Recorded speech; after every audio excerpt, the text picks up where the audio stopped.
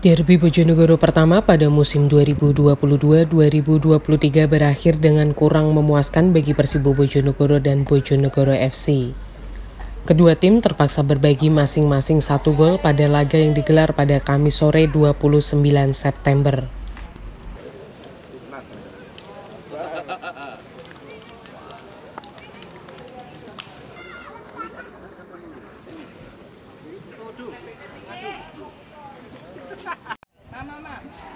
Cukup banyak masyarakat yang mengantisipasi duel pada hari ini. Tribun utama sedikit lebih ramai dari biasanya dan untuk pertama kalinya sepanjang permusiman ada penonton yang mengisi tribun timur.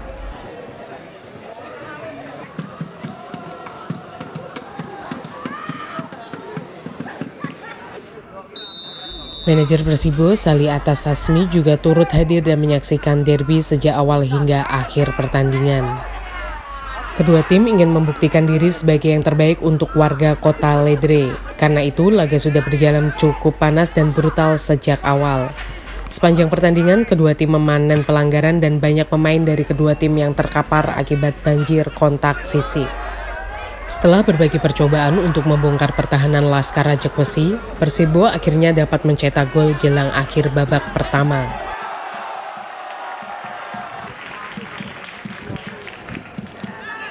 Namun nampaknya penggawa Laskar Angkling Darmo sedikit terlena atas keunggulan mereka, karena BFC langsung membalikkan keadaan di pertengahan babak kedua, memanfaatkan kelengahan bek Persibo.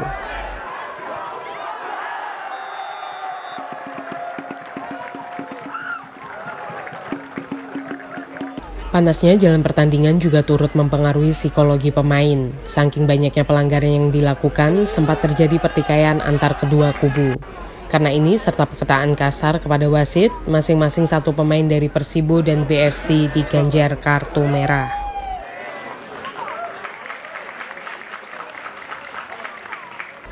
Usai pertandingan, saling mengapresiasi perjuangan kedua kubu yang telah bertanding habis-habisan sesuai ekspektasinya. Namun, Sali juga menyoroti penampilan lini depan Persibo yang masih kacau dan kurang efektif. Sesuai yang dikatakannya sebelumnya, derby ini akan menjadi bahan evaluasi bagi tim manajemen dan kepelatihan untuk menentukan siapa saja yang akan dikontrak. Sementara itu, menurut kabar yang diterima oleh Sali, Liga 3 kemungkinan besar digelar pada minggu kedua atau ketiga Oktober.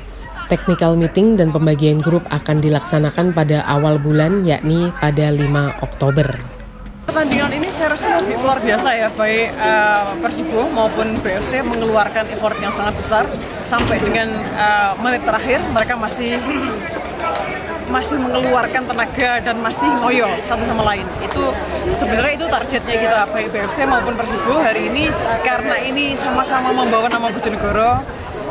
Jadi saya puas, mungkin teman-teman juga bisa melihat bahwa pertandingannya tadi bukan pertandingan yang ecek-ecek, ini rasanya sudah kompetisi yang serius begitu. Jadi harapannya permainan yang seperti tadi tetap harus dievaluasi, khususnya untuk Persibo ya, khususnya untuk Persibo harus tetap evaluasi, melakukan perbaikan, khususnya tadi ada lini depan yang mungkin dalam mengatur serangan masih ada beberapa yang dismiss, terus juga oper-operan yang tidak ada orangnya juga tadi, itu menjadi evaluasi. Terus kita juga pelatih mendatangkan pemain 3 pemain baru yang salah satunya tadi dicoba di menit-menit akhir yang mungkin kita lihat mungkin belum bisa menilai apakah maksimal atau tidak. Tapi yang jelas pertandingan ini akan menjadi evaluasi internal baik Persibo maupun BFC. Dan yang kedua, hari ini kita mendapatkan undangan untuk manager meeting yang akan dilaksanakan 5 Oktober ke depan. Nah, kita juga dapat kabar kalau kemungkinan Liga 3 akan kick off di pertengahan atau mungkin sekitar minggu kedua atau awal minggu ketiga di bulan Oktober. Ya, jadi kita masih punya sekitar 2 minggu untuk memaksimalkan apa yang kita punya dan mungkin terus berbenah, dan kita mau coba lihat ada 1 pemain lagi yang mau datang di Persibo. Jadi kita memaksimalkan waktu yang tersisa untuk membangun skuad yang terbaik. Dalam bergulirnya Liga 3 ini apakah nantinya akan dilakukan uji coba lagi? Untuk Persibo kita belum tahu tahu ya, apa sebenarnya sih kita masih mau ada dicoba dengan tim yang khususnya setara atau lebih tinggi mungkin, tapi kita lihat karena semua tim biasanya di menit-menit akhir mereka tidak melakukan uji coba yang jauh karena bagaimanapun juga mengantisipasi cedera dan lain-lain. Jadi kita nanti lihat concern ke pelatih, apakah pelatih masih membutuhkan satu kali uji coba sebelum kompetisi atau mungkin ada strategi latihan lain sesuai dengan timeline. Apakah ada uji coba BFC Persibo leg kedua mungkin kan? Kita harus ngobrol dengan pelatih dulu ya, karena kayaknya BFC masih ada satu lagi uji coba. Kalau Persibo kita harus konsultasi sama pelatih dulu lihat jadwalnya. Untuk Liga 3 akan bergulir home away atau home turnamen? Home turnamen. Nah, Bojonegoro Persibo sudah mengajukan tuan rumah dan kita mungkin harus mengurus perizinan terkait dengan keamanan penyelenggaraan pertandingan itu sih. Dan kita nanti mungkin tanggal 5 ya kita bisa tahu groupingnya sama siapa aja, kita belum dapat bocoran. Dengan waktu persiapan yang tinggal sedikit, Sali belum yakin jika Persibo akan menggelar uji coba kembali dan bergantung kepada keputusan tim kepelatihan untuk hal tersebut. Sementara itu, BFC akan kembali melakukan uji coba tandang melawan Persekapas Pasuruan. Sali menambahkan Liga 3 akan digelar dengan sistem home turnamen, yakni satu daerah menjadi tuan rumah satu grup. Saat ini, Sali dan tim manajemen Persibo sedang melobi agar Bojonegoro dapat menjadi salah satu tuan rumah fase grup. Pelatih Bojonegoro FC, Bambang Pramuji mengaku menikmati duel anak-anak asuhnya melawan Persibo. Namun, Bambang kembali menyoroti kemampuan koordinasi pemain asuhnya yang masih kurang. Selain itu, dua pemain tengah Bambang terpaksa absen karena alasan keluarga, sehingga kekuatan tim tidak sepenuhnya terisi dan sedikit timpang di tengah. Disinggung mengenai kemampuan lawan, Bambang berkata lini pertahanan Persibo masih kropos dan lini tengah masih mudah ditembus. Pertandingan itu bagaimana? Pertandingan ini ya kita memang luar biasa ya, dua tim saling jual beli serang. Tapi kita kemarin tadi lengah untuk bola masih kurang. Kelihatannya anak-anak masih perlu latihan yang intensif lagi. Kita latihan cuma 2 minggu, seminggu 2 kali, kadang sekali. Kita lebih intensif untuk depannya. Kalau bisa 3 minggu sekali, mungkin bisa lebih terjaga. Kalian tadi lini tengah masih belum padu, Pak. Iya, kita masih ada yang 2 pemain kita yang nggak ikut. Jadi kita ada 2 pemain yang izin, makanya kita mengizinkan, memang ada kepentingan keluarga, kita izinkan aja. Mungkin komentar sedikit terkait permainan Persibo. Untuk Persibo saya kira kurang menggigit ya, istilahnya mulai dari lini belakang, terutama lini belakang masih rapuh. Kurang koordinasi antara lini belakang. Memang beda yang tahun kemarin memang sangat beda. Ya, terutama di belakang yang kurang. Terus tengah juga sama. Di tengah nggak ada yang bagi-bagi bola yang enaknya, nggak ada. Ya. Ivan sendirian main agak tadi. Ivan keluar sudah nggak ada apa-apa. Kalau saya itu. Katanya tadi BFC akan 1 kali lagi uji coba. Ya, kita ada rencana ke Pasuruan, mitra lakukan. Kita udah mau ke sana hari Jumat. Pelatih Persibo, Masdar Nurisa juga mengaku, derby Bojonegoro pertamanya berjalan cukup ketat. Masdar menilai penggawa BFC lebih banyak bertahan, memainkan bola panjang, dan menyerang balik dan dirinya masih perlu mengotak-atik susunan pemainnya untuk mengatasi hal tersebut. Selain itu, Masdar juga mengakui lini depannya, utamanya gelandang sayap, masih kurang efektif dalam menciptakan peluang gol. Diganjarnya pemain asuhannya serta pemain BFC juga cukup berpengaruh dalam jalannya permainan bagi Masdra. Alhamdulillah kita menyelesaikan satu pertandingan yang cukup ketat ya. Ya ini mungkin pertama ya yang saya rasakan ya di Bojonegoro, suasana dari pertandingan yang bisa dibilang derby terus penuh gengsi dan lain-lain. Memang terbukti ini cukup ketat.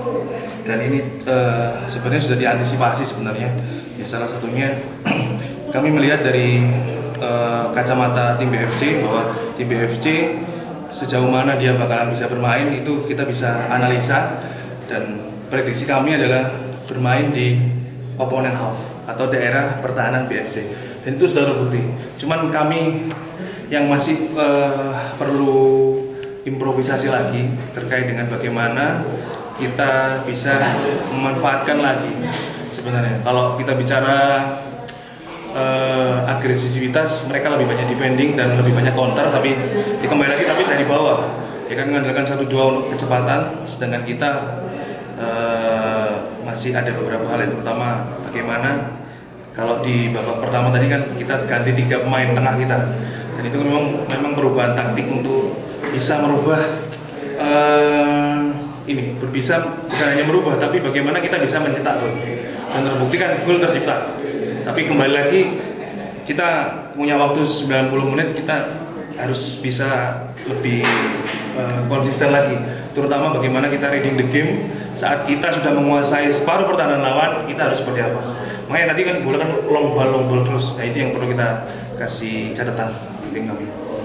Tadi kelihatan di depan masih kumpul nih. Ya, the ways to the goal. Kita punya cara, punya strategi untuk cetak gol, tidak untuk memanfaatkan kita punya striker, tapi kita bagaimana Ivan di gelandang serang kiri atau sayap kiri sama Tegar ini belum maksimal. Ya, jadi ya kita tahu mempertahankan peak performa dari pemain ini tidak mudah karena ada beberapa faktor yang lain yang kita perlu jaga. Tapi overall kalau kita tadi tetap 11 lawan 11 mungkin agak ada perubahan, ada perbedaan. Tapi karena kita sudah 10, memang jumlah pemain 10 ini kan sudah kita antisipasi. Ketika di posisi manapun kita akan mempertahankan 4 pemain belakang, 3 pemain tengah, dan kita akan mengurangi jumlah penyerang. Ketika kita kehilangan satu pemain, dan istilahnya ketika kita 3 kita bisa jadi 2. Ya sekali lagi baru sekali pertemuan, jadi nggak bisa kita minta atau paksa untuk langsung terbaik. Tapi yang jelas insya Allah kami tetap yakin dengan tim ini. Terkait kartu merah coach, kan beberapa pertandingan yang lalu juga kartu merah sering terjadi kartu merah ini. Memang kita nggak bisa mengelak bahwa ya emosional ini masalah mental. Salah satunya kan bagaimana kita kontrol emosi di pertandingan yang seketat ini sepertinya memang perlu kita antisipasi. Apalagi nanti kalau kita jadi tuan rumah dan kita mendapatkan istilahnya kehilangan 1 atau bahkan bisa 2 pemain kalau kita melihat situasi yang mungkin ada berantem dan lain-lain. Tapi yang pasti ini kita antisipasi. Jadi bukan hanya dalam bentuk kita langsung merubah formasi, tapi kita dalam latihan kita juga tata. Jadi supaya mereka lebih siap lagi. Seperti itu. Terkait finalisasi kontrak, apakah ada pemain yang dicoret atau semuanya? Ya, yang pasti kita sampaikan bahwa hingga sekarang kami masih meminta tambahan 1 match lagi sebenarnya untuk rematch dengan BFC, mungkin di hari minggu depan, mungkin di hari Selasa atau Rabu. Harapannya kita bisa bermain kembali dengan target ya tadi, kalau emang ada perlu evaluasi. Tapi untuk saat ini saya minta kalau bisa ada 1 match lagi lawan BFC supaya lebih